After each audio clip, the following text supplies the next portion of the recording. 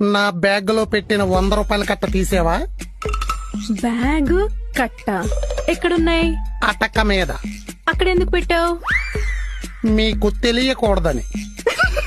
మాకు తెలియకూడదని పెట్టినప్పుడు నేను ఎలా తిత్తవా? లాజిక్. అటక మీద ఉన్న బ్యాగ్ తీయడానికి డైనింగ్ టేబుల్ దగ్గర ఉన్న కుర్చీ తెచ్చావు, మళ్ళీ తిరిగి అక్కడ పెట్టద్దా?